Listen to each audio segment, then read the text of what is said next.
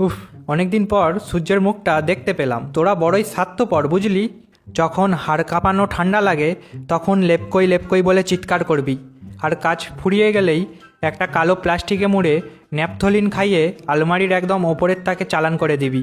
তারপর তেলাপোকা আর মাকড়সাদের সাথে আড্ডা দিয়ে আমার গায়ের তুলো সব দলা পাকিয়ে যায়। এখন গায়ে একটু রোদ লাগছে, আরাম হচ্ছে ঠিকই, কিন্তু প্রতি রাতে আমাকে নিয়ে যা কুস্তি শুরু করিস তোরা।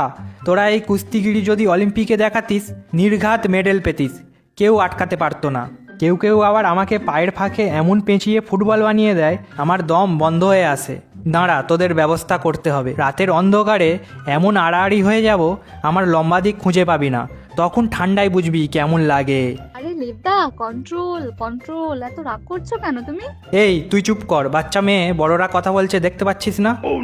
আর একটা কথা, আমাকে রোদে দিস ভালো কথা, কিন্তু ওই যে বড় লাঠিটা দিয়ে ধামধাম করে আমাকে মারিস ধুলো তাড়ানোর নামে, ওটা একটু বেশি হয়ে যায় না?